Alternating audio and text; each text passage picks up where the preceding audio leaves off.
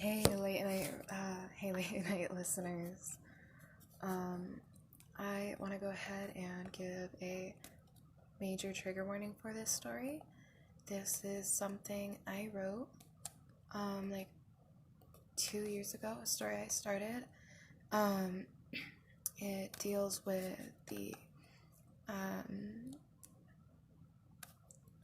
it deals with a bit of losing someone you love and recovery and the different forms it takes, along with denial, as it takes place mainly in the denial phase. Okay, I know my channel hasn't strayed away from this type of theme before, and I really do want to start getting some of my work out there. And I also now have social media, and just so you know, you can go ahead and go to the link below. It will have the name and also have the link. It'll help you keep up with me. Let me know you want to see on it, and of course. Okay. Denial. Chapter 1, page 1. She got sick last year, my mother, that is. It was the cancer that finally took her out, stage 3 lung cancer. It can be a real bitch. She found out later on, making it impossible to get ahead of. But she tried to fight it, living on me a few months longer than she would have without the treatment. You should have seen my father's face when she passed away, holding her hand in that dingy, cold room. While she was hooked up to monitors and wires, the only sounds being the clicking of the nurse's heels going up and down the halls, and her heavy breathing. The monitors flatlined as she gave my father's hand one last squeeze. He didn't cry as he watched her monitor go still. He only stared in shock. I don't think he wanted to believe it. After 4 months, it finally happened. She passed away. I tried to hold on to the thought that maybe there's a better place for her, somewhere beyond the sea, off the drop of the edge, and that the Vikings had believed in so long ago. At least, I think it was the Vikings. In that moment, I couldn't remember who believed in it, or what the point of believing in anything was. My father moved us soon after, across the country, all the way to sunny California, a place that I have grown to hate. Now that I'm 19, I've moved back to my hometown, choosing an apartment by my mother's grave to move into. And this is where my story began. I sat in a coffee shop on a dingy Sunday morning, a coffee in my hand, sitting at one of those tall, skinny round tables. As I stared out the window, this was my ritual. The Lord's Day. I went to church with my grandparents on Saturday. They were 7 days of Venice. It was Sunday, the day I worshipped as a kid. That was for my mom. I'd get a coffee, and while I was at the shop, I'd write her a letter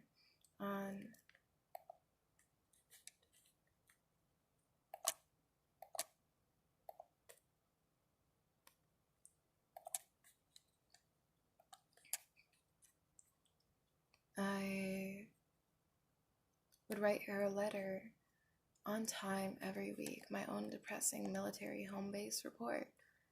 I wouldn't have it any other way. I couldn't bear to leave this town by choice.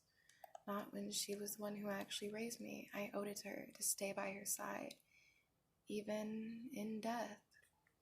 Like she had stayed by mine when I was younger. Like when I was young, I'd have nightmares, and she'd sit by my bed until I eventually stopped crying, and until I'd fall asleep. She was my reason. Even after my little sister had been born, she still found a way to make time for me, even on nights where she was barely awake enough to keep her head on her shoulders. I think she lost 20 pounds in my sister's first year. It had all taken a toll on her, and that probably where her decline started. I grabbed my umbrella from beside me, that laid propped up against the table, The corner of it had ripped 2 years ago when my mother had fallen outside on the pavement while trying to get mail. She never gave up her independence. I couldn't bring myself to toss it, much less to even patch it with fabric that belonged to anything but it, so it was sealed with glue. My heels clicked softly against the pavement of the sidewalk as I headed down the cemetery, holding what was left of my large coffee in hand. As I passed down on their way to work or headed to the shops, they nodded grimly at me, as if seeing me was a damper on their day. They knew of my mother's passing and my bizarre Sunday ritual. Even the priest knew my order. There was only 2, and it would change every other week. The first and third Sunday, it was always a large tall black coffee with 3 shots of espresso and a small vanilla scone to go with it. On the second and last Sunday, it was a tall vanilla latte. And that was it. It happened to be the last Sunday of the month, and everyone knew the worst. This was the day she died. I approached her graveyard, and I was surprised to see someone else there on Sunday, especially during church hours that our small town seemed to hold so dear. But in general, this little graveyard was mostly forgotten. No one here ever wanted to look at the tombs of those who had passed, not wanting to bring in more unwanted memories of lost and despair. So I was surprised to see what looked to be a tall lady knelt over a tombstone crying. Her heart looked as if it was aching, and she seemed to be falling apart, like she was a mirror that had just been smashed with a hammer in one of those rage rooms. But this girl, it wasn't rage that destroyed her, it was sorrow. The loss of something so dear that she herself couldn't hold it together. She was drenched in rain, nothing protecting her from the cruel weather. I sighed. Her long hair soaked and coat drenched, with mud caking her legs and hands. It broke me to see. So I walked over to her, kneeling down in the muddy grass as I began to soak it into my jeans and trashing my fur boots lining. $78 down the drain. I didn't say anything. I just knelt beside her, shrouding her with my umbrella, protecting her from the raindrops that hadn't reached her silky olive skin.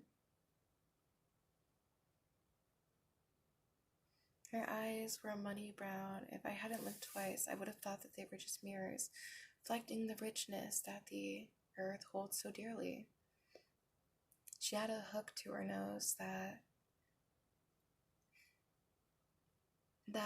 looked like it had been maybe mangled in an accident. Maybe she'd fallen off a skateboard. Maybe she had gotten into a fight in her youth and had left her nose forever mangled. Maybe she had fallen down the stairs at a young age, smashing her face on the wood flooring, breaking her nose. But it made her look defined.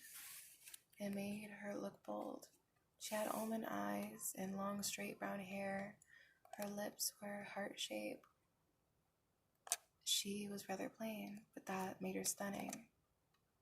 It was after about 20 minutes of this, sitting on the mud rock, the solid ground together, when she finally turned to look at me. Her eyes were cold and numb, like voids of despair. From the looks of her wound was fresh, like her loved one had just passed, stabbing her in the back and ripping her open before leaving for the next life, ready for a new adventure without her. But when I looked over to the actual grave itself, the weeds had grown to cover the date of death, and the cement headstone itself, it was dirty, mud caked into corners of it, the dust collecting on the top slab.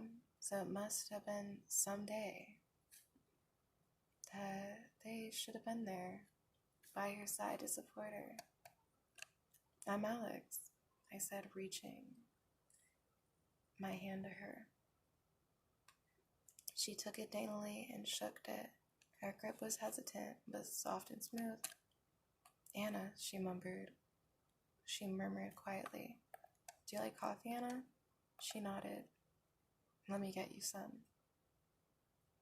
I gave her my umbrella as we walked, pulling my jacket further around the base of my neck to shield me from the cold rain droplets. As we approached the coffee shop, I took my keys from my pocket where I had left them, unlocking my car doors and opening it slowly. I took out a heavy blue wool sweater from my car and pulled it.